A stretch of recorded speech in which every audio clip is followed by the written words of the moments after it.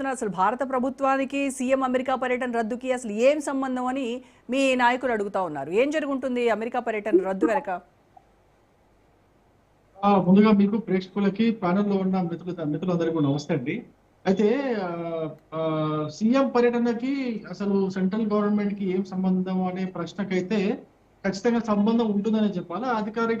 అధికారిక పర్యటన కాబట్టి, ఒక రాష్ట్ర ముఖ్యమంత్రి అధికారిక పర్యటన విదేశాలకు చేస్తున్నారు కాబట్టి ఖచ్చితంగా ministry of external affairs clearance ఉంటుంది. Ministry of external affairs clearance ప్రకారం అది డినైల్ అయిందని చెప్పేసి వాళ్ళు చెబుతున్నారు. కానీ అంటే నాకున్న సమాచారం ప్రకారం ఏంటంటే ముఖ్యమంత్రి హోదాకు తగినంత పర్యటన కాదు ఇది. సో ఇది అది అందుకే డినై చేసామని చెప్పేసి నాకు వస్తున్నటువంటి సమాచారం ప్రకారం. అంటే హోదాకి తగినటువంటిది కాదు అంటే హోదాకి తక్కువ అంటే ఏంటన్నట్టు? అంటే ముఖ్యమంత్రి హోదాకి అంటే ఆయన ఆఫీస్ హోదాకి తగినంత సమావేశం కాదు అనేది సమాచారం వస్తున్నది. అంటే ఇప్పుడు అంటే రాష్ట్రానికి పెట్టుబడులు తీసుకురావడం కోసం కదా, ఆయన కృషి చేయడానికి కదా అక్కడ వాళ్ళతో సంస్థలు. రెండు రకాలుగా ఉందండి అక్కడ. ఈయన ఇటినరీ చూసా ఇప్పుడే. ఆయన ఇటినరీ చూస్తే మనకు తెలుసు ఏంటంటే ఒక 3-4 యూనివర్సిటీస్ తో మీటింగ్ అని చెప్పేసి ఉన్నది, చర్చలు అని చెప్పేసి ఉన్నాయి. అందులో ఉన్నత విద్య, ప్రాథమిక విద్య కాకుండా నెక్స్ట్ ఉన్నత విద్యకు సంబంధించిన కొన్ని మీటింగ్స్ ఉన్నాయి, టెక్నికల్ విద్యకు సంబంధించిన కొన్ని మీటింగ్స్ ఉన్నాయి. ఇట్లా 2-3 మీటింగ్స్ ఉన్నాయి. అయితే దీంట్లో ఇంకొక మీటింగ్, ఇటినరీలో కూడా ఇంకొక మీటింగ్ కూడా ఉన్నది. అదేంటంటే ఇండియన్ ఓవర్సీస్ కాంగ్రెస్ కి సంబంధించిన meet and greet. Indian overseas Congress కి సంబంధించిన మీట్ అండ్ గ్రీట్ కూడా అందులో పెట్టినట్టున్నారు ఇటినరీలో. మరి మేబీ అది కూడా పొలిటికల్ రీజన్స్. సో నేను ఏమంటున్నా అంటే అసలు ఆ ఎంఈఏ ఇచ్చినటువంటి మెయిల్ ఏంటి, ఆ లెటర్ ఏంటి అనేది బయట పెట్టేసి సరిపోతుంది కదా. అసలు మీరు ఇచ్చిన ఐటినరీ ఏంటి, మీరు అమెరికా పర్యటనలో మీ యొక్క ఐటినరీ ఏంటి, మీ ఐటినరీని ఏ ఐటినరీ దేనికి మీ ఎంఈ అనేది రిజెక్ట్ చేసింది అనేది మీరే బయట పెట్టాలా. కానీ మాకు అనిపిస్తుంది ఏంటంటే ఖచ్చితంగా ఒకటి ముఖ్యమంత్రి హోదాకు తగ్గట్టుగా ఉండకపోవచ్చు ఒకటి. రెండోది IOC meet and greet meeting కూడా పెట్టుకున్నారు దాంట్లో. మేబీ అది కూడా ఉండొచ్చు.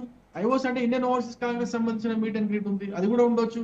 మూడోది ఏంటంటే మీరు చెప్పినట్టుగా ఇప్పుడు అమెరికాకు సంబంధించి యుద్ధం నడుస్తా ఉంది. ఇప్పుడు ఆ దేశంతో ఇప్పుడు ఒప్పందాలు చేసుకోబోదాం అంటే ఇప్పుడు ఏదైనా కానీ హైపోథిస్ కానీ మనం చెప్పుకోవాలి. కానీ ఎక్కడ కూడా నిర్ధారించిన సమాచారం అయితే లేదు ఎందుకు రిజెక్ట్ చేశారనేది. సో అది స్టేట్ గవర్నమెంట్ వాళ్ళే బయట పెట్టాలి. మాకు అనిపిస్తుంది ఏంటంటే ఇప్పుడు తెలంగాణలో ముఖ్యమంత్రి కుర్చీ కిందికి నీళ్ళు వచ్చినాయి కాబట్టి మరి దాన్ని కాపాడుకోవాలంటే ఆయన ఇక్కడ ఉంటేనే క్షేమం అని చెప్పేసి అనుకుంటున్నారేమో. అందుకే సడన్ గా మరి దాన్ని ఏమైనా కట్ చేసుకున్నారేమో అని ఆయనంతటా ఆయనే ఇక్కడ కుర్చీకి ఎసరు పెట్టారు కాబట్టి ఆయనంతటా ఆయనే క్యాన్సిల్ చేసుకొని పరిగెత్తుకుంటూ వచ్చేస్తున్నారు అనుకోవాలా? పరిగెత్తుకుంటూ వచ్చేస్తున్నారేమో అనిపిస్తుంది. అంటే దాన్ని కరెక్ట్ గా మనం ఎట్లా చెప్పగలుగుతాము? అదే ఇప్పుడు అటువంటి సిచ్యువేషన్ ఉన్నది కదా. ఇప్పుడు దాదాపు ఆల్మోస్ట్ కాంగ్రెస్ లీడర్ మీరు అన్నారు కదా, పచ్చ కాంగ్రెస్ అసలు కాంగ్రెస్ అని చెప్పేసి, కాంగ్రెస్ సీనియర్ నాయకులందరూ కూడా ముఖ్యమంత్రికి వ్యతిరేకంగా ఉన్నారు. కోమటిరెడ్డి కావచ్చు, చిన్నారెడ్డి కావచ్చు, జీవన్ రెడ్డి అంతా ఆయన బీఆర్ఎస్ కి వెళ్ళిపోయాడు, కొండా సురేఖ కావచ్చు, ఇక చాలా మంది కింది లెవెల్ నాయకులు చూస్తే ఒకరికి పడట్లేదు, ఏ నాయకుడికి ఇంకో నాయకుడితో పడట్లేదు. మందుల శామ్యుల్ కావచ్చు, శివచరణ్ రెడ్డి కావచ్చు, ఇంకా వేరే చాలా మంది ఉన్నారు. కొండా సురేఖ గారి మినిస్ట్రీ ఆఫీస్ లో ఆయన ఆ కడియం సిఆర్ పోయి ఆయన మీటింగ్లు పెడుతున్నాడు, రివ్యూ మీటింగ్లు పెడుతున్నాడు.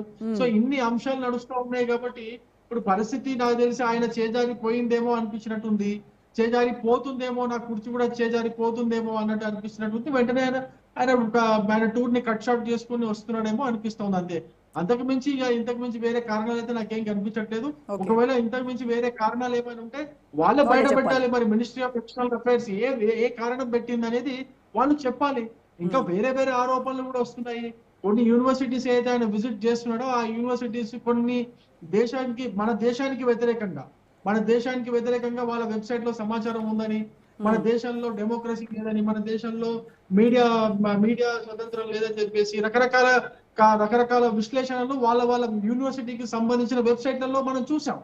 సో మేబీ అది రీజన్ అయ్యి ఉండొచ్చు, చెప్పలేము కదండి. ఇప్పుడు ఇవన్నీ కూడా చెప్పాల్సింది ప్రభుత్వమే చెప్పాలి. అది ప్రభుత్వం యొక్క ముఖ్యమంత్రి యొక్క అధికారిక ప్రకటన కాబట్టి ప్రభుత్వమే ఇవన్నీ కూడా రిజల్ట్స్ చెప్పాలా. సో నేను ఇంకొక విషయం కూడా ఏమంటున్నానంటే ముఖ్యమంత్రి గారు ఏదైతే పర్యటన కోసం పోతున్నారో అక్కడ ఏదైతే విద్యాలయాలని, యూనివర్సిటీస్ ని అక్కడ పోయి అక్కడ చూసి ఏదో చేయాలనుకుంటున్నాడు. ఇండియాలో చాలా ఉన్నాయండి. ఇండియాలో మన తెలంగాణలో, మన హైదరాబాద్ లో చాలా యూనివర్సిటీస్ ఉన్నాయి, చాలా కాలేజీలు ఉన్నాయి. మీరు ప్రైవేట్ కాలేజీలు, బొచ్చడని ప్రైవేట్ కాలేజీలు ఉన్నాయి. అంతకంటే అమెరికన్ స్టాండర్డ్స్ కంటే కూడా మంచి మంచి స్టాండర్డ్స్ ఉన్నటువంటి కాలేజీలు మన హైదరాబాద్ లో కూడా ఉన్నాయండి ఇప్పుడు. యా అంతకుముందు యూపీఐ హయాంలో లేవు, కానీ ఇప్పుడు ఉన్నాయి.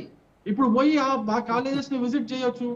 ఆ కాలేజెస్ ని, ఆ యూనివర్సిటీస్ ని విజిట్ చేసి, హైదరాబాద్ లోనే విజిట్ చేసి వాటిని ఏ విధంగా మన ప్రభుత్వ కళాశాలల్లో, ప్రభుత్వ స్కూళ్ళల్లో ఇంప్లిమెంట్ చేయొచ్చు అనేది ఇక్కడ మన దేశంలో లేకనా, మన దేశంలో చదువుకున్న వాళ్ళు లేకనా, మన దేశంలో మంచి మంచి యూనివర్సిటీస్ లేకనా, ఓకే మన దేశంలో మంచి మంచి ఫెసిలిటీస్ లేకనా, అన్ని ఉన్నాయి కదా మన దేశంలో. అక్కడ పోయి తెలుసుకోవాల్సింది ఏముంది, అక్కడ పోయి చూసేది ఏముంటది. నేను అందుకే అంటున్నా, ఇప్పుడు విద్యా వ్యవస్థ గురించి ముఖ్యమంత్రి గారు ఇక్కడ ఉన్నటువంటి విద్యా వ్యవస్థను కరెక్ట్ గా స్టడీ చేసి సరిపోయేదానికి రైట్ అమెరికా స్టడీ చేసేది ఏముంటదండి నాకు అర్థం రైట్ కాదు. ఓకే అమెరికా పర్యటన కాసేపు పక్కన పెడితే, రవికుమార్ గారు అమెరికా పర్యటన రద్దు గురించి కాసేపు పక్కన పెడితే, ఈ ఏలేటి మహేశ్వర్ రెడ్డి వర్సెస్ పొంగులేటి వివాదం అంటే, ఏలేటి మహేశ్వర్ రెడ్డి ఆధారాలు ఉన్నాయి, నేను అసెంబ్లీ దగ్గర పెడతాను, చూపిస్తాను, మీకు రావాలి దమ్ముంటే, ఇన్ని సవాళ్లు చేశారు కదా, మరి ఒక్క ఆధారం అన్నా చూపించవచ్చు కదా. ఇప్పుడు నేను ఒక విషయం చెప్తానండి. 22A జరిగిన తప్పిదానికి మంత్రి క్షమాపణ చెప్పిండా లేదా? చెప్పారు.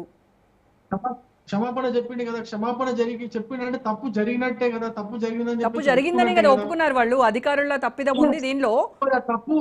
ఆ తప్పులో జరిగిన తప్పులో ఎవరెవరి హస్తం ఉన్నది, ఎటువంటి ఇంటెన్షన్ తో ఆ తప్పు జరిగిందనేది మంత్రిగా తను బయట పెట్టేస్తే సరిపోతుంది కదా. ఎందుకు దాచుకుంటున్నాడు? ఎందుకు టోల్ ఫ్రీ నంబర్లు ఎందుకు పెట్టాలా? ఎందుకు 22A బాధితులందరూ మళ్ళీ వాళ్ళ కాగితాలన్నీ పట్టుకొని ఎంఆర్ఓల చుట్టూ, కలెక్టరేట్ల చుట్టూ ఎందుకు తిరగాల? మాకేం పని పాట లేదా? ప్రజలకేం పని పాట లేదనుకుంటున్నారా?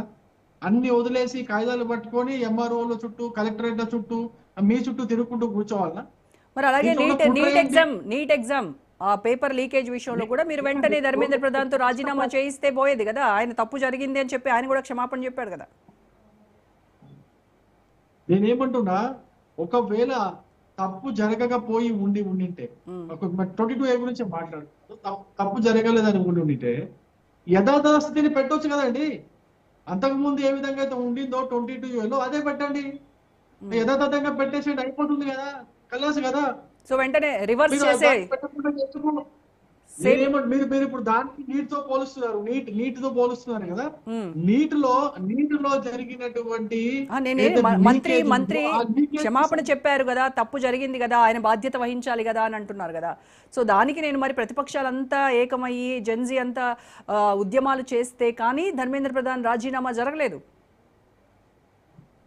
నేనేమంటున్నా, ఎప్పుడైతే తప్పు జరిగిందో తప్పు జరిగిన వెంటనే కేసు బుక్ చేసి ఆ నిందితుల్ని ఐడెంటిఫై చేసి అరెస్ట్ చేసి జైల్లో వేసి అన్ని రకాల కార్యక్రమాలు చేస్తారు. మళ్ళీ విత్ ఇన్ ది 40 days మళ్ళీ నీట్ నిర్వహించినారు. మళ్ళీ నీట్ లో అడ్మిషన్స్ కూడా విత్ ఇన్ 40 days జరిగిపోయింది.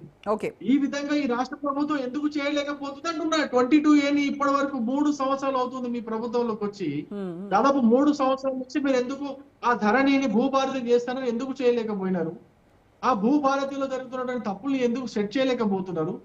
ఈ ఉన్న తప్పుల్ని సెట్ చేయకుండా మళ్ళీ కొత్తగా తీసుకొచ్చి మన ఎత్తి పైన బండబడేసారు కదా. ఎందుకంత చేస్తున్నారు? దీనికి మీరు ఎవరు రాజీనామా చేయకూడదు అంటే నాకు అర్థం కాదు. నైతిక బాధ్యత వహించకూడదా? మీరు అర్థం చేసుకోండి ఒకసారి. నైతిక బాధ్యత వహించి ముఖ్యమంత్రికి చెప్పి రాజీనామా తీసుకోకూడదా? ఈ చిన్న సమస్య అనుకుంటున్నారా? చాలా పెద్ద సమస్య అండి. కొన్ని జీవితాలు నాశనం అయ్యే సమస్య, కొన్ని కుటుంబాలు అన్ని కోల్పోయే సమస్య, అనేక మంది గుండె బాయిలు చనిపోయే సమస్య. చనిపోయేదాకా చావులయ్యేంత వరకు చూద్దాం అనుకుంటున్నారా? లేకపోతే నాకు అర్థం కాదు. అంటే మీ జేబులు నిండేదాకా చూద్దాం అనుకుంటున్నారా? మీ కాంగ్రెస్ నాయకులు, కాంగ్రెస్ కిందిలో కాంగ్రెస్ కార్యకర్తల నాయకుల వాళ్ళ యొక్క జేబులు నిండేదాకా ఆగుదాం అనుకుంటున్నారా? ఏంటి కారణం? డిబేట్ లో ఒక షార్ట్ బ్రేక్ తీసుకుందాం. బ్రేక్ తర్వాత కంటిన్యూ చేద్దాం. Stay tune.